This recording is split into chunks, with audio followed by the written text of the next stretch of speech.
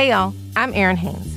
I'm the editor-at-large for the 19th News, a nonprofit newsroom reporting on gender, politics, and policy.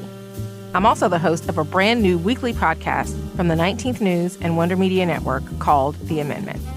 Each week, we're bringing you a conversation about gender, politics, and the unfinished work of American democracy. Our very first episode features my dear friend and Pulitzer Prize-winning journalist, Nikole Hannah-Jones.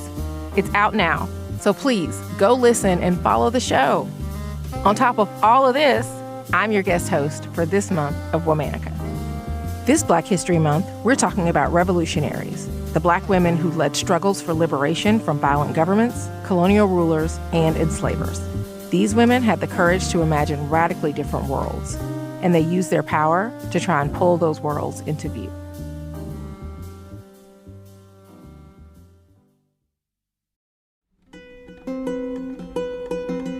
A great intellectual and defender of women's rights, her work was vital in shaping Black Brazilian feminist theory. Today, we're talking about Lélia Gonzalez. Lélia was born February 1st, 1935, in southeast Brazil. She was the second youngest of 18 siblings, born to an indigenous mother and a Black father. Children in Lélia's family typically only went to school through their elementary education and then left to start working and to support the family. However, as one of the youngest, Lélia was able to access new opportunities. She continued studying after elementary school. More and more, Lélia attempted to distance herself from her Black identity to be accepted into higher education spaces. She later described the experience as brainwashing.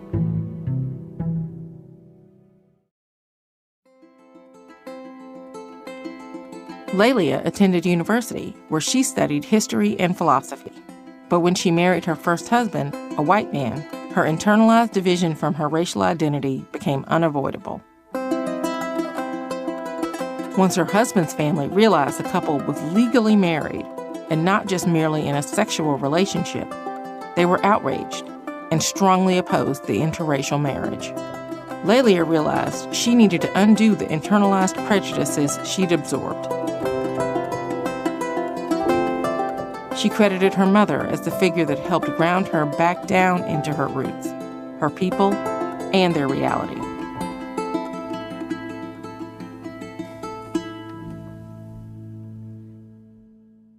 Lélia took this restored sense of self back into the world of academia. She earned a PhD in social anthropology and joined the faculty at a university in Rio de Janeiro, where she lectured and studied the intersection of gender and race. Her academic work quickly turned to action.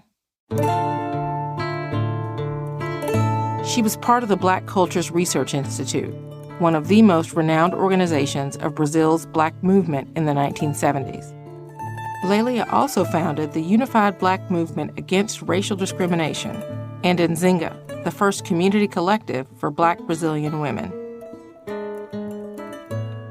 At the core of liberation and consciousness, Lélia emphasized the crucial need to protect and practice culture, from language to dances to education. In 1980, she helped form the Workers' Party. And in 1982, she ran for a federal congressional seat and won enough votes to place as an alternate. A few years later, she left the party over what she felt was a lack of commitment to anti-racism. She joined the Democratic Labor Party, where she again ran and placed as a substitute candidate in the state legislature.